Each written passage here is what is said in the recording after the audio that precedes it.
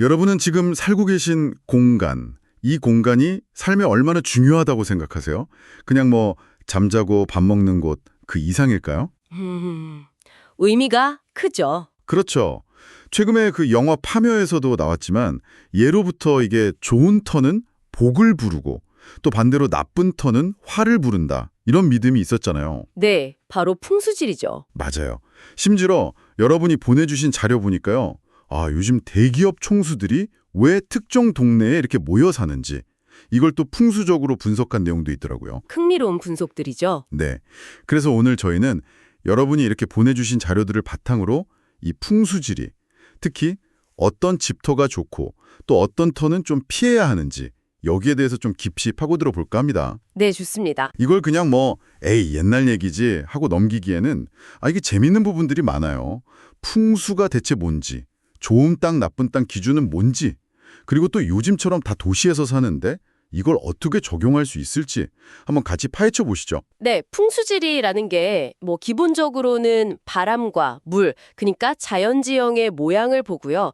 사람이 사는 집터나 혹은 이제 돌아가신 분 모시는 묘자리, 이런 공간이 좋은지 나쁜지를 판단하는 아주 오래된 지혜체계라고 할 수 있습니다. 지혜체계다. 네, 단순히 땅 모양만 보는 게 아니고 그 공간에 흐르는 어떤 보이지 않는 기 있잖아요. 그 기운의 조화를 굉장히 중요하게 생각해요. 아, 기회 좋아요? 네, 그래서 좋은 터는 좋은 기운, 생기를 이렇게 북돋아주고 반대로 좀 안 좋은 터는 부정적인 영향을 줄 수 있다. 이렇게 보는 거죠. 근데 이게 참 흥미로운 게 그냥 민간에서만 그렇다더라 하는 게 아니고 조선시대에는 이게 관리 뽑는 시험 과목에도 있었다면서요?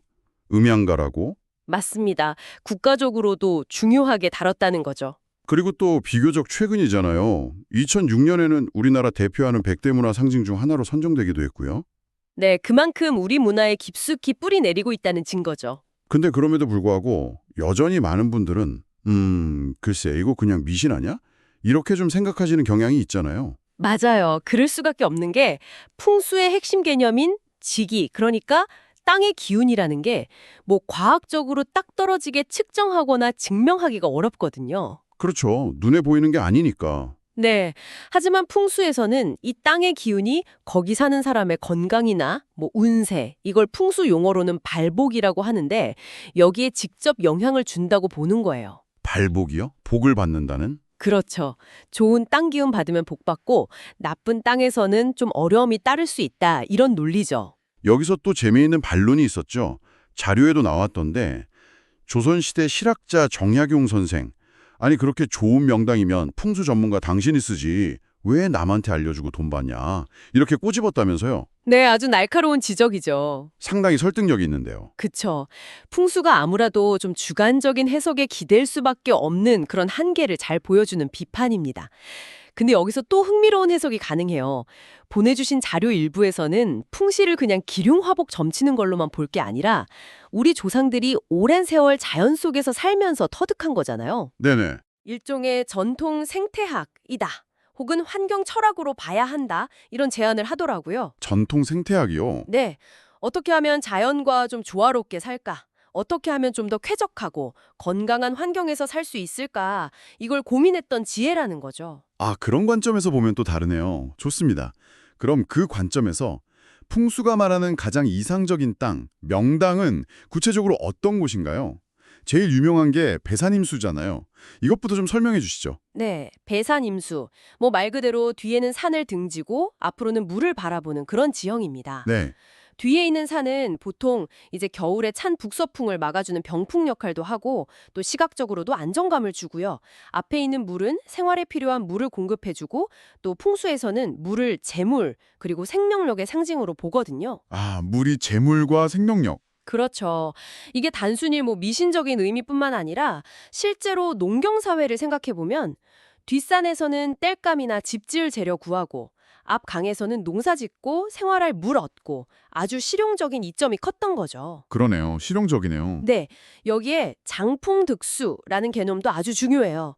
바람은 막아서 좋은 기운, 즉 생기가 흩어지지 않게 하고 물은 얻어서 그 기운을 모으고 활용한다. 이런 의미예요. 바람을 잘 갈무리하고 물을 얻는 거죠. 장풍득수. 바람을 가두고 물을 얻는다. 실제 사례를 보면 좀 더 와닿을 것 같아요. 아까 잠깐 언급했던 그 재벌가들 집터 이야기요. 한남동 같은 곳이 왜 그렇게 명당으로 꼽히는 거예요? 자료 보니까 그냥 좋다가 아니라 되게 구체적인 설명이 있던데요? 네, 맞아요. 예를 들어 한남동 같은 경우는 뒤에는 남산이라는 큰 산줄기, 이걸 용맥이라고 부르는데 이 용맥이 흘러내려와서 딱 보호해주고 앞으로는 한강이라는 큰 물이 이렇게 부드럽게 감싸안는 전형적인 배산임수 지형으로 평가를 받죠. 아, 용맥. 네, 보내주신 자료를 보면 특히 그 삼성과 집터 같은 경우는 한강물이 재물을 상징하면서 집 쪽으로 이렇게 들어오는 듯한 모양새고 또 좌우로 지형적인 보호막 역할을 하는 좌청룡 우베코가 아주 잘 발달되어 있다 이렇게 분석을 하더라고요. 좌총룡 우베코요? 그건 뭔가요? 아, 그게 이제 집터를 중심으로 왼쪽 동쪽의 지형을 청룡, 오른쪽 서쪽 지형을 백호라고 하는데요. 이 좌청룡 우백호가 중요한 이유는 좋은 기운이 옆으로 새어나가지 않도록 딱 막아주는 역할을 하기 때문이에요. 아, 그냥 경치 좋은 걸 넘어서 기운을 보존해주는 구조군요. 그렇죠. 단순히 산이랑 물이 있다는 걸 넘어서 그 배치나 형태가 기운을 모으고 보호하는 역할을 한다는 겁니다. 그렇군요. 배산임수 말고 또 다른 명당의 조건 같은 게 있나요? 자료 보니까 땅의 기운은 식물을 보면 안다. 뭐 이런 말도 있던데요. 네, 맞아요. 주변의 나무나 풀 같은 식물들이 아주 건강하고 싱싱하게 잘 자라는 곳. 이건 그 땅 자체에 좋은 생기, 살아있는 기운이 넘친다는 증거로 봅니다. 죽은 땅에서는 식물도 잘 못 자라겠죠. 하긴 그렇겠네요. 네. 그리고 땅의 경사가 너무 가파르거나 완전 평평한 것보다는 완만하게 경사진 곳이 좋다고 봐요. 기의 흐름이 좀 자연스럽고 안정적이라고 보거든요. 그리고 집 앞이 답답하게 막힌 게 아니라 탁 트여서 전망이 밝고 넓은 곳도 긍정적인 에너지를 받아들이기 좋다고 하고요. 전망 좋은 집. 그렇죠. 물론 뭐 햇볕 잘 드는 남향집은 옛날부터 다들 좋아했잖아요. 밝고 따뜻한 기운을 주고 또 난방에도 유리하고 실용적인 이유도 컸죠. 네. 마지막으로 강이나 냇물이 집터 이렇게 마치 활처럼 부드럽게 감싸 안고 흐르는 모양. 이걸 궁수라고 하는데 이것도 재물운을 좋게 한다고 봅니다. 궁수. 활 모양물이요? 재밌네요. 자, 그럼 반대로 우리가 좀 피해야 할 땅, 흉지는 어떤 곳일까요? 이거 자료 중에 보니까 경매로 넘어간 아파트들을 분석했더니 특정 흉지 조건을 가진 경우가 많았다. 이런 통계는 좀 으스스하던데요. 네, 맞아요. 풍수에서는 좋은 것 찾는 것 추기일 못지않게 나쁜 것을 피하는 것, 피흉을 중요하게 생각합니다. 그 경매 관련 연구는 참 흥미로운 지점이죠. 물론 모든 경매건이 다 그렇다는 건 절대 아니겠지만 통계적으로 어떤 유의미한 연관성이 보였다는 점은 좀 생각해 볼 만해요. 네. 어떤 유형들이 있나요? 뭐 모든 흉지 유형을 다 외울 필요는 없고요. 핵심 원리를 이해하는 게 중요한데요. 크게 몇 가지로 묶어볼 수 있을 것 같아요. 네. 첫째는 바람이나 기류가 좀 문제되는 곳이에요. 대표적인 게 계곡이나 골짜기인데요. 밤낮으로 골짜기 바람, 이걸 살풍이라고 하는데 이게 좋지 않다고 봅니다. 살풍이요? 죽이는 바람. 네, 좀 무서운 이름이죠. 현대적으로 보면 건물과 건물 사이 좁은 통로에서 쌩쌩 부는 빌딩풍 있죠. 그것도 비슷하게 보고요. 아파트 1층을 기둥만 세우고 비워놓는 필로티 구조. 이것도 바람이 너무 강하게 통과할 수 있어서 좀 경계하는 시각이 있습니다. 아, 필로티 구조도요? 네, 심지어 골로 간다는 말이 여기서 유래했다는 설도 있을 정도니까 예로부터 좀 꺼렸던 지형인 건 분명해요. 그리고 바람이 너무 세게 부는 산 능선 위에 짓는 집도 마찬가지로 기운이 안정되기 어렵고 자꾸 흩어진다고 보죠. 바람 잘 날 없는 집, 뭐 이런 건가요? 그렇죠. 그런 표현과 연결될 수 있겠네요. 둘째는 땅의 모양이나 위치가 좀 불안정한 곳입니다. 삼각형 모양 땅이 대표적인데요. 모양 자체가 좀 불안정하고 기운이 너무 날카롭게 부딪힌다고 봐요. 삼각형 땅이요. 네. 그리고 도로가 집을 향해서 정면으로 팍 찌르듯이 다가오는 경우 이걸 도로 직사라고 하는데 이런 위치나 T자형 막다른 길 끝에 있는 집처럼 뭔가 날카로운 기운이 직접 집을 향하는 위치 이걸 충 받는다고 하는데 이런 곳도 피해야 할 곳으로 꼽습니다. 충 받는다. 네, 이런 곳은 좀 공격적인 기운, 살기를 유발할 수 있다고 보는 거죠. 살기까지. 셋째는 뭔가요? 셋째는 이상적인 조건과 그냥 정반대인 곳들이에요. 예를 들어 배산임수의 완전 반대, 배수임산.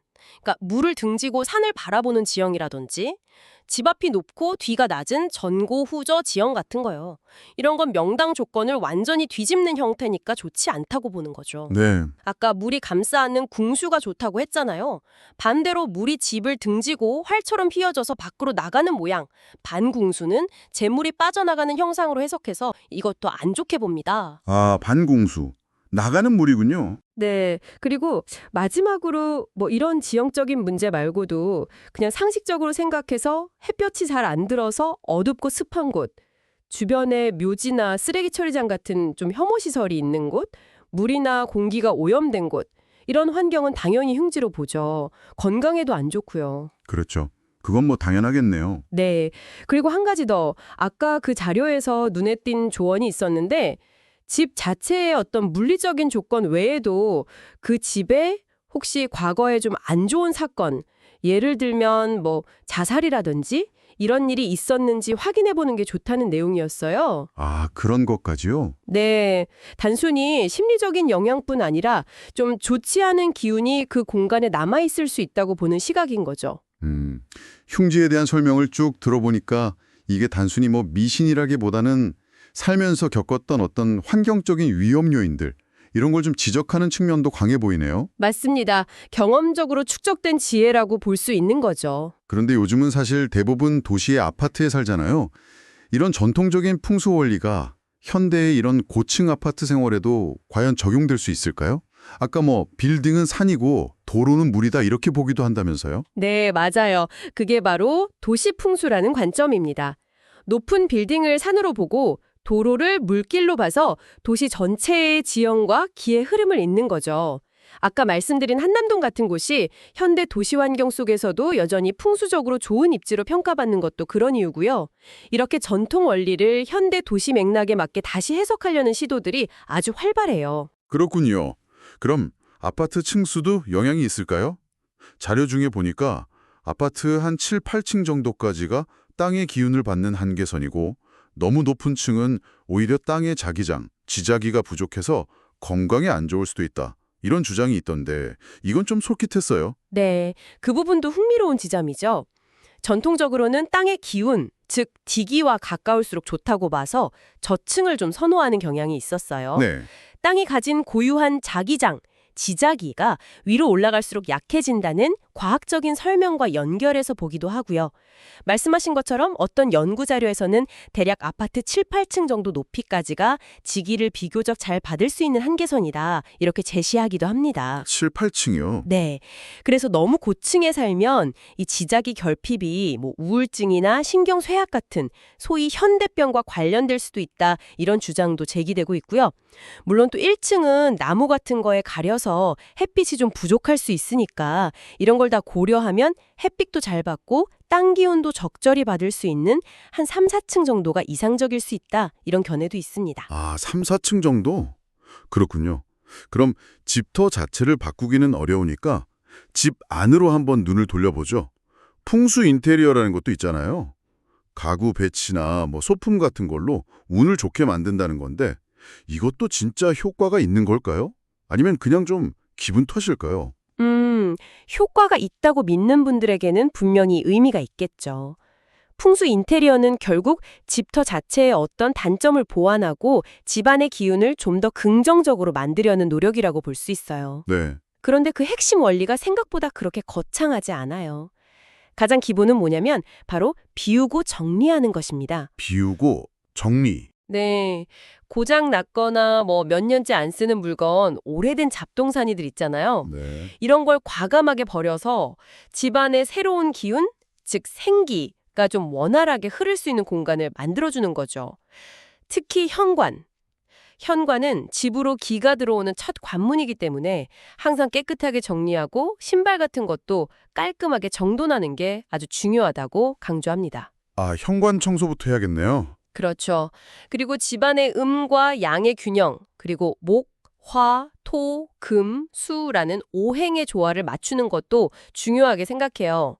예를 들면 북향이라 햇볕이 좀 부족하고 어두운 공간, 즉 음기가 강한 곳은 조명을 좀 밝게 하고 따뜻한 느낌의 나무 소재 가구를 활용해서 양기를 보충해주는 식이죠. 네. 반대로 남향인데 창이 너무 커서 햇빛이 너무 과하다, 양기가 너무 강하다 싶으면 좀 차분한 색상의 커튼이나 블라인드 혹은 물의 기운을 가진 수족관 같은 걸로 양기를 좀 조절해 줄 수 있고요.